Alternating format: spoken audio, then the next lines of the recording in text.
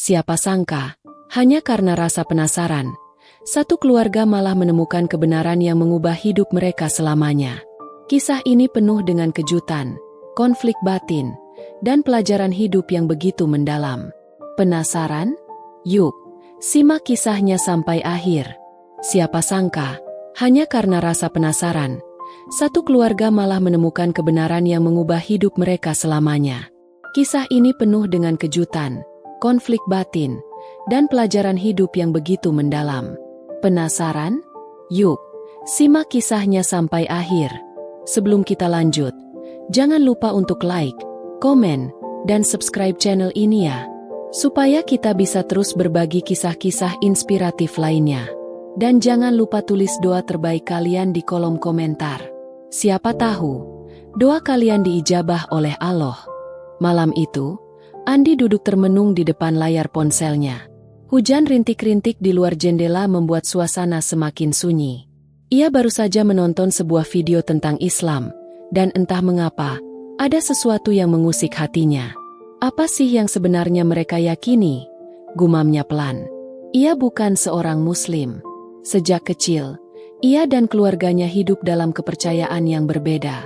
Namun, belakangan ini, ia merasa ada sesuatu yang kosong dalam hidupnya. Dan anehnya, setiap kali ia menonton atau membaca sesuatu tentang Islam, perasaan itu semakin kuat. "Mas, kamu ngelamun aja dari tadi." Suara Rina, istrinya, membuyarkan lamunan Andi. Andi menoleh dan tersenyum kecil. "Aku lagi kepikiran sesuatu, Rin." Rina mengerutkan dahi. "Apa?" Kelihatan serius banget. Andi menghela napas. "Aku lagi penasaran soal Islam. Aku nggak tahu kenapa, tapi ada sesuatu di dalamnya yang bikin aku ingin tahu lebih dalam." Rina terdiam. Ia menatap suaminya dengan heran. "Kamu terlalu banyak nonton video, Endik," katanya sambil terkekeh. Tapi Andi tidak tertawa. Ia justru semakin merasa bahwa ada sesuatu yang memanggilnya, sesuatu yang belum pernah ia rasakan sebelumnya. Di luar, suara adzan Isya menggema dari masjid terdekat. Andi merasakan getaran aneh di dadanya.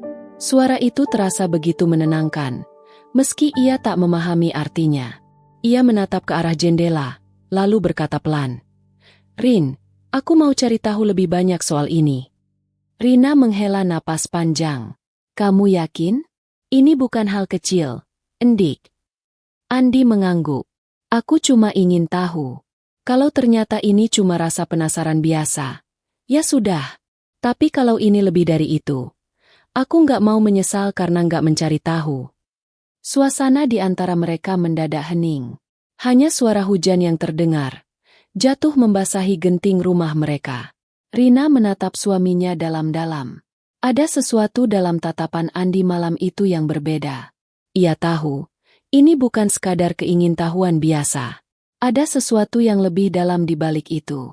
Dan entah kenapa, untuk pertama kalinya, ia juga mulai merasa penasaran. Malam itu, Andi tidak bisa tidur.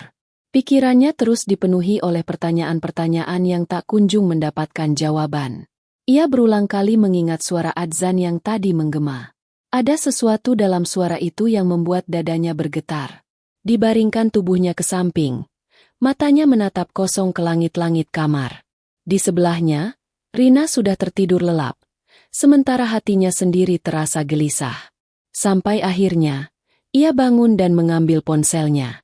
Jemarinya bergerak mencari video-video tentang Islam. Ia menemukan satu video tentang seseorang yang memutuskan masuk Islam setelah bertahun-tahun mencari kebenaran. "Aku harus tahu lebih banyak," gumamnya pelan. Keesokan paginya, Andi duduk di meja makan sambil menyesap kopi hitamnya.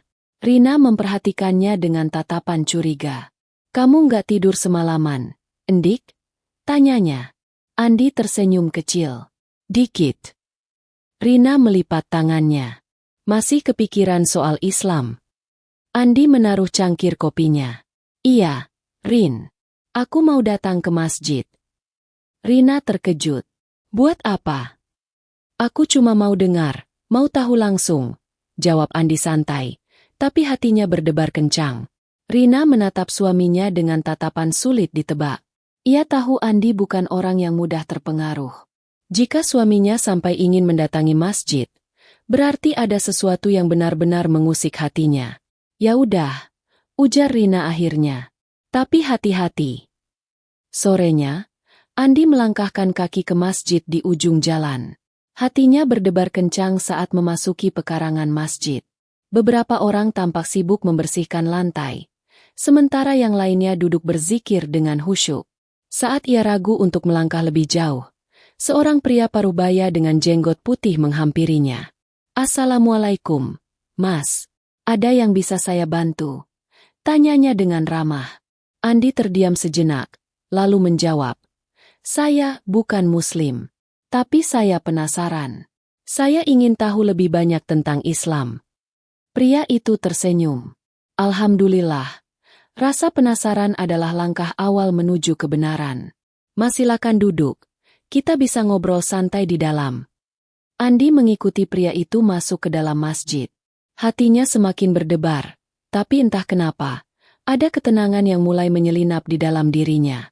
Ia merasa bahwa langkah pertamanya telah dimulai, dan tidak ada jalan untuk kembali. Andi duduk bersila di dalam masjid, berhadapan dengan pria parubaya yang tadi menyambutnya. Pria itu memperkenalkan diri sebagai Pak Rahman, salah satu pengurus masjid yang sering membimbing orang-orang yang ingin belajar tentang Islam. "Jadi, apa yang membuat Mas Andi penasaran tentang Islam?" tanya Pak Rahman dengan lembut. Andi menghela napas. Ia sendiri tidak tahu harus mulai dari mana. "Saya tidak tahu, Pak. Rasanya seperti ada sesuatu yang menarik saya ke sini. Awalnya, saya hanya menonton beberapa video tentang Islam. Tapi semakin saya lihat, semakin saya merasa ingin tahu lebih dalam." Pak Rahman tersenyum. "Alhamdulillah. Itu pertanda hati Mas Andi sedang dipanggil oleh Allah." Andi mengernyit. "Dipanggil oleh Allah?" "Ya," jawab Pak Rahman. "Setiap manusia memiliki fitrah, sebuah naluri alami yang mencari kebenaran. Dan ketika seseorang mulai penasaran dengan Islam, itu seringkali merupakan tanda bahwa hatinya mulai menerima cahaya hidayah." Andi terdiam. Kata-kata itu terasa begitu dalam. "Lalu, Mas Andi ingin tahu apa?" tanya Pak Rahman lagi. Andi mengusap tengkuknya, lalu berkata, "Saya ingin tahu kenapa Islam begitu diyakini sebagai kebenaran mutlak? Apa yang membuat agama ini begitu kuat bagi para pemeluknya?" Pak Rahman tersenyum lebih lebar. "Pertanyaan yang bagus. Islam adalah agama yang sempurna, bukan hanya sebagai kepercayaan, tapi juga sebagai pedoman hidup. Di dalamnya ada aturan, kasih sayang, dan keseimbangan antara dunia dan akhirat.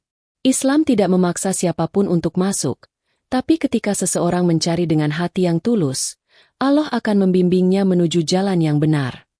Andi menyimak setiap kata dengan saksama.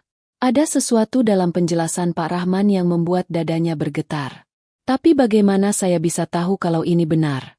tanya Andi lagi. Pak Rahman tersenyum penuh kebijaksanaan.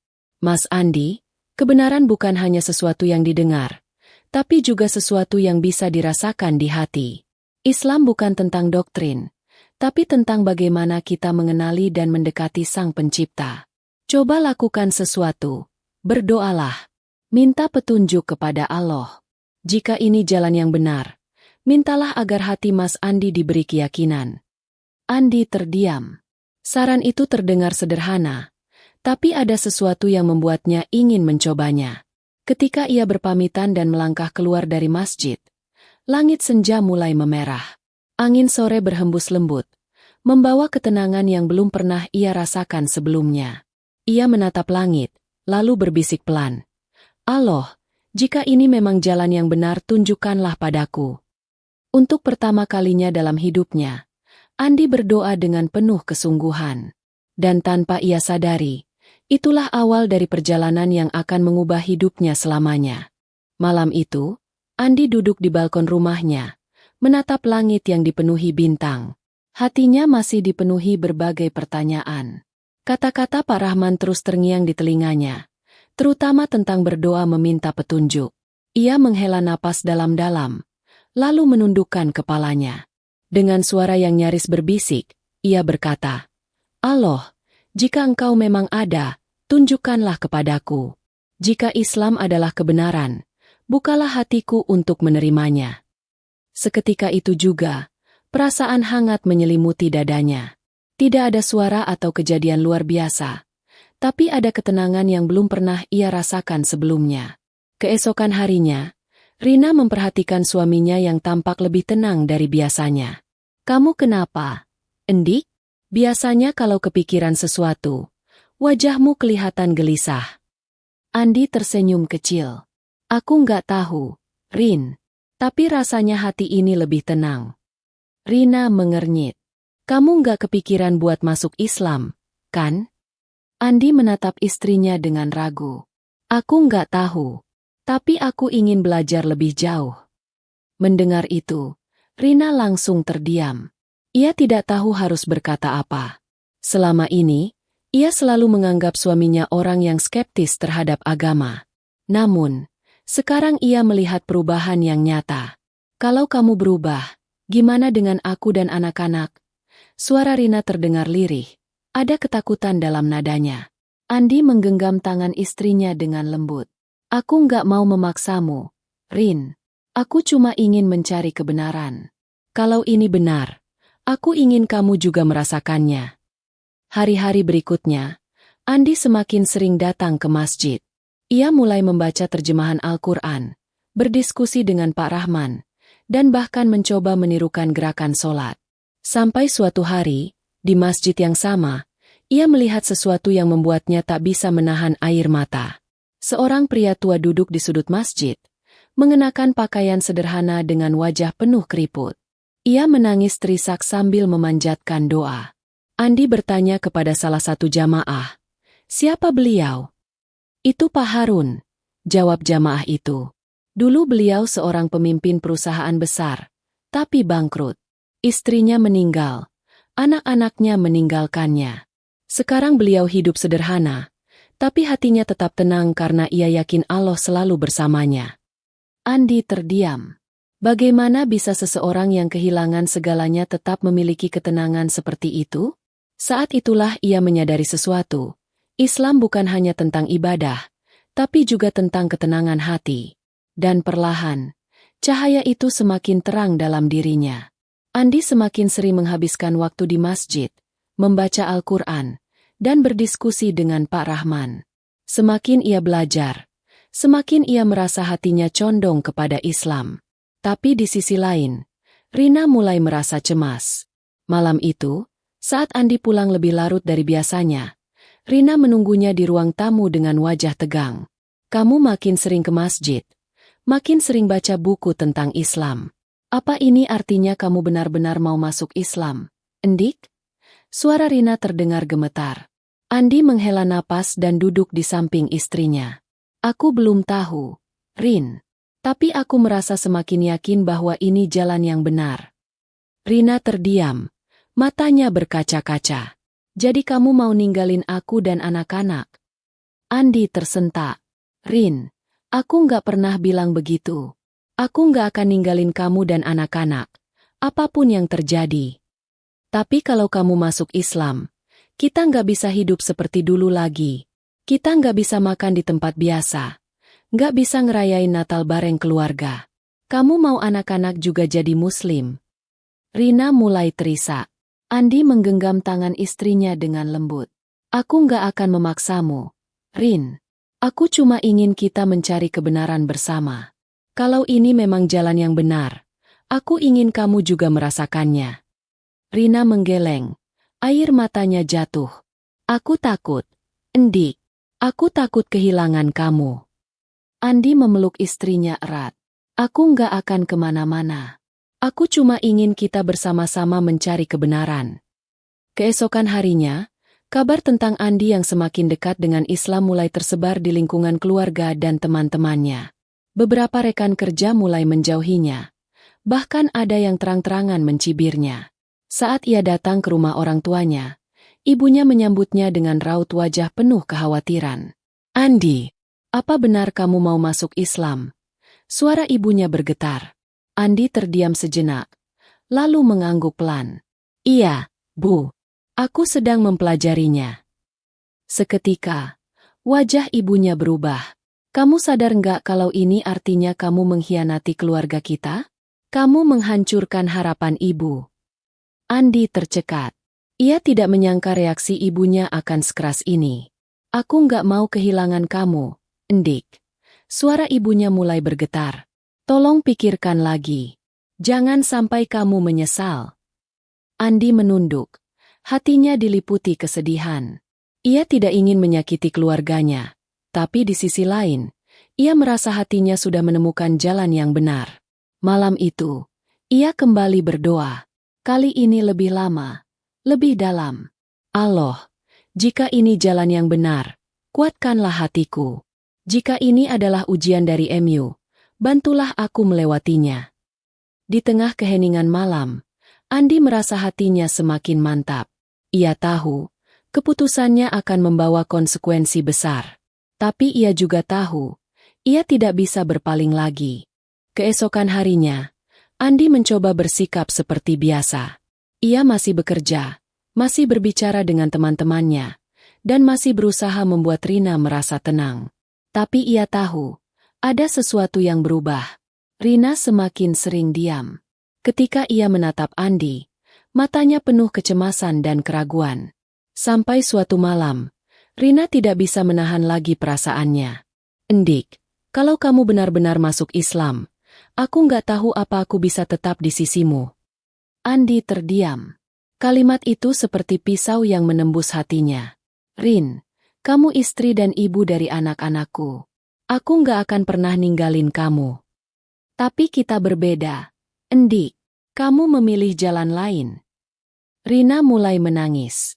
Aku nggak tahu bagaimana harus menjalani hidup kalau kamu berubah. Andi berusaha menahan air matanya. Ia tidak menyangka keputusannya bisa membuat istrinya setakut ini. Rin, aku nggak berubah. Aku masih Andi yang kamu kenal. Aku masih cinta sama kamu dan anak-anak kita. Tapi kamu bukan Andi yang dulu. Rina menatapnya dengan mata penuh luka. Aku butuh waktu. Aku nggak bisa langsung menerima ini. Andi mengangguk pelan. Ia tahu, ini bukan hal yang bisa dipaksakan. Hari-hari berikutnya terasa berat. Orang tuanya mulai menjauhinya. Saudara-saudaranya tidak lagi menyapanya seperti dulu. Bahkan di tempat kerja, ia mulai merasa seperti orang asing. Puncaknya, saat ia dipanggil oleh atasannya. Andi, aku dengar kamu mulai mendalami Islam. Apa itu benar? Andi menatap pria itu dengan tegas. Iya, Pak. Atasannya menghela napas. Aku nggak bisa melarang keyakinan seseorang. Tapi kamu tahu sendiri bagaimana lingkungan di sini. Beberapa klien kita nggak nyaman dengan perubahanmu. Aku harap kamu bisa mempertimbangkan semuanya sebelum mengambil keputusan lebih jauh. Andi mengangguk. Ia mengerti maksud dari kalimat itu. Jika ia tetap memilih Islam, posisinya di perusahaan ini akan terancam. Saat pulang ke rumah, ia menemukan Rina duduk di ruang tamu dengan wajah kusut. Orang tuaku menelepon. Mereka dengar kabar tentang kamu. Andi menelan ludah. Apa yang mereka bilang? Mereka marah. Mereka bilang aku harus meninggalkanmu sebelum kamu menyeretku ke dalam keyakinanmu. Dada Andi terasa sesak. Rin, kamu percaya itu? Rina tidak menjawab. Ia hanya menatap suaminya dengan mata yang sulit dibaca. Malam itu, Andi duduk sendirian di kamar. Air matanya jatuh tanpa ia sadari. Ia sudah kehilangan banyak hal. Keluarganya mulai menjauh. Teman-temannya menghilang satu persatu. Karirnya terancam. Dan yang paling menyakitkan, ia mungkin akan kehilangan wanita yang paling ia cintai. Tapi di dalam hatinya, ada satu keyakinan yang semakin kuat. Allah tidak akan meninggalkannya. Malam itu, Andi berdoa lebih khusyuk dari sebelumnya. Air matanya terus mengalir, mengadu kepada Allah tentang kegundahan hatinya. Ia tahu, perjalanannya tidak akan mudah. Tapi ia tidak menyangka akan menghadapi ujian seberat ini. Keesokan paginya, saat ia bangun, rumah terasa sunyi. Ia mencari Rina di kamar, tapi kosong. Di dapur pun tidak ada. Ia bergegas ke kamar anak-anak, berharap melihat istrinya di sana. Tapi yang ia temukan justru pemandangan yang menghancurkan hatinya. Lemari pakaian terbuka, beberapa baju hilang. Dan di atas meja, ada secari kertas dengan tulisan tangan Rina. Aku butuh waktu. Aku pergi ke rumah orang tuaku. Tolong jangan cari aku dulu. Andi merasakan tubuhnya melemas. Dadanya sesak. Ia jatuh terduduk, menatap surat itu dengan tangan gemetar. Istrinya pergi. Wanita yang selama ini menemani hari-harinya, yang menjadi ibu dari anak-anaknya, kini memilih meninggalkannya. Ia ingin berlari ke rumah mertuanya, ingin membujuk Rina agar kembali. Tapi ia tahu, memaksa hanya akan membuat semuanya semakin buruk. Hari-hari berikutnya terasa begitu hampa. Tanpa Rina dan anak-anak, rumah terasa seperti bangunan kosong yang tidak bernyawa. Di tempat kerja, keadaannya semakin sulit. Rekan-rekan yang dulu akrab dengannya kini mulai menghindar. Beberapa klien bahkan membatalkan kerjasama setelah mengetahui kabar tentangnya. Puncaknya, atasannya memanggilnya lagi ke ruangannya. Andi, aku nggak bisa mempertahankanmu lebih lama lagi. Aku harap kamu mengerti. Ini bukan karena aku benci kamu. Ini hanya masalah bisnis. Andi mengangguk pelan. Ia sudah menduga ini akan terjadi. Sore itu, ia pulang dengan langkah gontai. Sekarang, bukan hanya keluarganya yang menjauh, tapi pekerjaannya pun hilang. Saat ia duduk di ruang tamu yang sunyi, tiba-tiba air matanya kembali jatuh. Allah, aku kehilangan segalanya. Apa aku masih kuat? Di saat pikirannya hampir runtuh, teleponnya bergetar. Sebuah pesan dari Pak Rahman. Andi, bagaimana kabarmu? Aku ada di masjid kalau kamu butuh bicara. Andi menghapus air matanya. Dengan langkah gontai, ia mengambil kunci motor dan bergegas ke masjid. Saat tiba di sana, Pak Rahman menyambutnya dengan senyum hangat. Aku tahu, ini pasti berat untukmu. Andi mengangguk, berusaha menahan air matanya. Pak, aku kehilangan semuanya. Keluargaku, pekerjaanku, teman-temanku. Pak Rahman menepuk pundaknya lembut. Tapi kamu tidak kehilangan Allah. Andi terdiam. Kata-kata itu begitu sederhana, tapi menghunjam hatinya dengan dalam. Tidak ada perjalanan menuju kebenaran yang tanpa ujian. Andi, lanjut Pak Rahman. Nabi pun diuji dengan lebih berat. Tapi di setiap ujian, ada hikmah yang lebih besar yang Allah siapkan untuk kita. Andi menunduk. Dadanya terasa hangat.